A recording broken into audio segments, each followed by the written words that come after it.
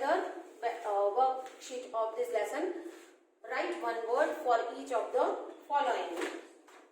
Plant that needs support to grow, that is called creeper. जिस plant को support चाहिए होता है ग्रो करने के लिए, that is called creeper. एक money plant is the example of creeper. Go in circular, that means winding. मैंने आपको लास्ट पार्ट में दिखाया था कि किस तरह क्रीपर था वो ट्री पे वाइंड कर रहा था, सर्कुलर मोशन में उग गया था. Spoken in A low tone यानी मटर्ड, धीरे से अपने आप से बात करना, that is called muttering. Muttered. Move wings up and down, that is flapped. पंखी जो अपने पंख फड़फड़ाते हैं उसे कहते हैं फ्लैप्ड. नाउ ट्रू और false. The tree was the house of a flock of parrots. कहानी में क्या था? फ्लॉक ऑफ पैरट्स थे? नो, गीस था. The wise old bird wanted the creeper to be destroyed. Yes, true. Wise bird चाहता था कि क्रीपर को डिस्ट्रॉय कर दिया जाए. The hunter climbed the tree with the help of a ladder. क्या वो लैडर के थ्रू चढ़ा था हंटर? No, false. क्रीपर के थ्रू वो ऊपर चढ़ा था. When caught in the net, the foolish birds began to weep. Yes, सारे birds रोना चालू हो गए थे. The wise old bird helped them to escape. Yes. वहां से भागने में किसने हेल्प की उनको?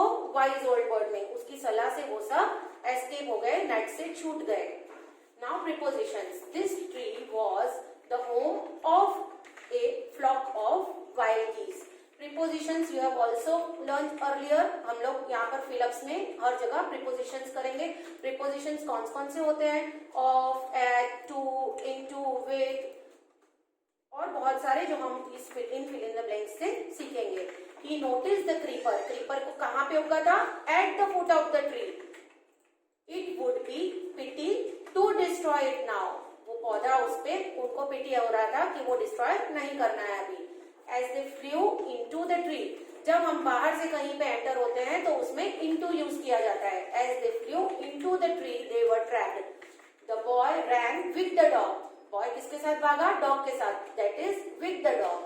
The frogs jumped into the well. बाहर से जो फ्रॉग्स है वेल में जब जंप करते हैं we will use into. The girl was thrilled to see her new bicycle. Girl किसको देखकर खुश हुई? To see her new bicycle, नई बाइसिकल को. The birds were caught in the net. Birds कहाँ पे फंस गए? In the net. The children walked on the bridge. Bridge के ऊपर. The children walked on the bridge. I have known him for a long time. मैं उसे बहुत time से जानता हूँ. I have been working for 3 hours. कितनी देर से काम कर रहे हैं? For 3 hours. You may write with a pencil. किससे लिख सकते हो? With a pencil. We went to Kochi. कहाँ गए? To Kochi. कैसे गए? By a car. Wait for me. मेरे लिए वेट करो. कहाँ पर? At the bus stop. There was a bridge over the river. Bridge कहाँ पे थी? Over the river. She spoke to me. किससे बात की? She spoke to me. मुझसे. किसमें? In English. Now fill in the blanks with question words. अब question words आपको पता है question words कौन से होते हैं? Where, when, what, how, do, how, whose, whom, ये सारे question words होते हैं. So dash do you play? Where do you play? आप कहाँ पर खेलते हैं? Dash do you get up? तो when यानी कब आप उठते हो? When do you get up?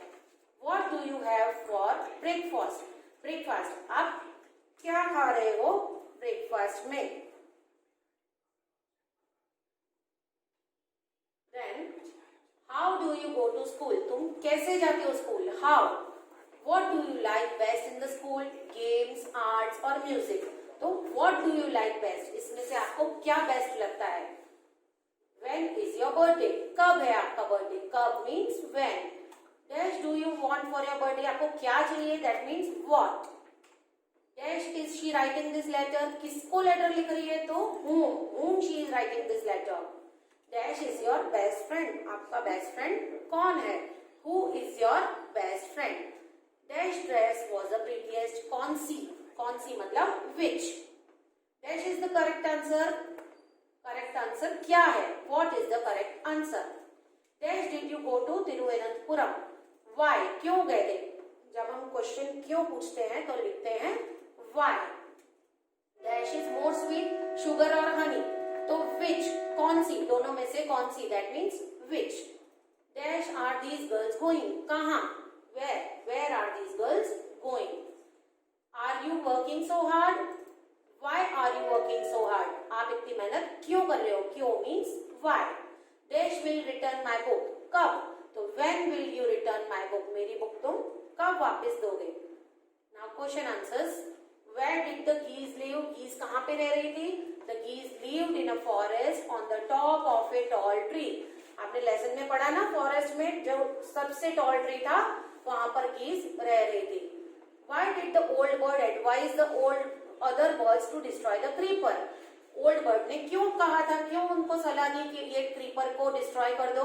तो the old bird advise, question में एडवाइज है लेकिन आंसर में हम एडवाइज्ड लिखेंगे क्योंकि यहाँ पे डिड लगा हुआ है. तो डिड को हटा के we will put here V3 form. The old bird advise the other birds to destroy the creeper because the creeper could help the hunter to climb up the tree and kill them. Creeper जो था वो Hunter को help कर सकता था tree को climb करने के लिए, और वो जो ऊपर चढ़ जाता तो वो उनको मार देता. Why did the geese cry help help? geese ने क्यों चिल्लाया help help?